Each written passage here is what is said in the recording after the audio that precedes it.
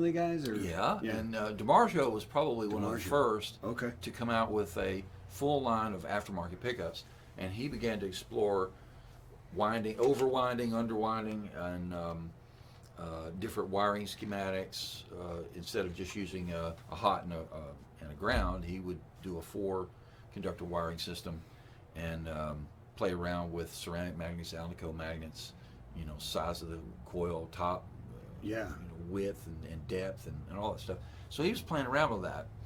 Seymour Duncan came in and started winding things that were decidedly higher fidelity, a little brighter, a little cleaner, that kind of stuff. Yeah. And then he began to experiment too, and some of his pickups were really, there's no way around it. Seymour Duncan is a serious force in the aftermarket pickup world, for sure. I've got 2 on my Bruce Bennett custom job. Yeah, I love their pickups, always have, and Seymour has always been real receptive to whenever custom builders call him and say, "Hey, can you do X?"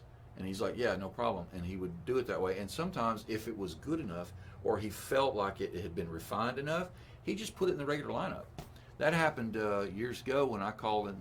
He had this thing for a long time called the 54 Tele, pickup. Okay. It's a very cool pickup. Small sandcast magnets, nicely wound.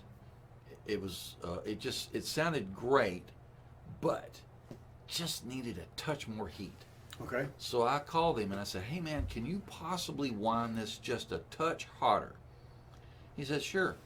Yeah. So for a long time, I had to call him and say, "I need one of my custom wind pickups," and I had to pay premium for it. Yeah. And I put them in a lot of my golden palomino teles that I was building back in those days. And then one day I called him up and I say, "I need some more of those pickups." He says, "Oh, we made those part of the regular lineup now. They're called Hot for Tele." I was like, "Really? Awesome. Does that mean the price is cheaper?" Do you get royalties? You convinced me of one thing, because I love my Tele, and I love the way it sounds. It's a straight up American Standard Tele, right? Now, do you have a push pull in that one? There is not. There is not. It's straight up single coil lipstick, beautiful. Gotcha. Love it. Right? 3 throw. Right. What it's got on. You got double humbuckers in yours. No. No? No, you got a little 59 and a pearly 8. No, that's the Bruce Bennett special. Oh, you got. okay, I'm sorry. talking about the Tele that I have. Sorry, thinking of the wrong guitar. I love other stuff. Now, why wouldn't I just take that Tele body Bennett over there that's just beginning to be routed, that you could customize for anything that you wanted? Oh, yeah. Right? And say, "All right, dude, I need some heavy crunching." Oh, yeah, that can be done. I could make a John 5 Tele out of that, no problem. That's what I'm saying, right? Yeah, piece of cake. We could throw a Floyd in that or whatever. Yeah. And right? make a real Monster Tele out Yeah, of it. badass. Yeah. Well, see, I actually like the concept of Monster Teles. I think that's great. Yeah, so do I. Everybody has made the Telecaster the hammer of the honky tonk gods for so many years, right? Yeah. Or so let me pick this. Hold on. the country chicken picking guitar. All right. But Let's my attitude is it doesn't have to be. I featured this in one of our episodes, just pointing out the fact that, hey, don't go buy cheap crap when you got something like this sitting here that you can do exactly like we're talking about right now. Right. You could route this out and put a Floyd in here. Or Bigsby, or a Bigsby. And it's unlimited. You can put in locking keys, a locking nut, a roller nut, whichever you prefer. I could even route that for a third pickup. You can even route this for a third pickup. Yeah, I could put a Nashville Tele in, because some folks call that a Nashville Tele when you put another pickup in here. Yeah, right. I could put TV Jones and make it a Cabernita. We talked about that, putting those TV Jones in there. What were those called? Classic. Well, the TV Jones classics. Filtertrons. Yeah. Filtertrons. Yeah. So all right. So let me ask you: if you were going to make this a Monster Tele, how you digging this? You love the concept of a Monster Tele. Give me your dream Tele. What's your dream Monster Tele right here? What are you building? Let me see. I like, and this is just me, I do like a single coil top in the neck, or a single coil humbucker like the cool rail or the hot rail. Mm-hmm. I actually love a hot rail in the neck, because you can get that Sweet Child of Mine sound when you. That's neck pickup in full humbucking. So something like that in the neck.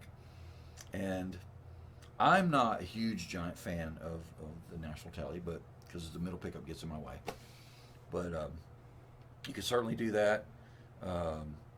And you could do. And why is that you could called do the a Nashville Humsey. Tele? It's just is. that additional pickup in the middle. I know, They but just what- Fender did it, and they called it the National Tele, and Alright. everybody's It's just one of going with those that. crazy, There was a stupid lot things of musicians national and guys guitar who players started do. that too way back when. So what are you putting in the bridge?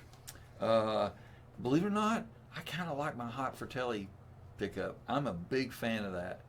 You know. Really, the Seymour And Duncan I know Hot for this- Telly. I know this is goofy, but see, the reason why I love that pickup is it can sound like a normal Telly with just turning the volume down just a little bit, but wide open, you can play AC/DC with it, and it sounds great. Yeah. Yeah, and I can't explain that. It's just that pickup, when Seymour Duncan made that 54 Telly pickup, and I listened to it, I was like, if this was just this much hotter, it would be perfect.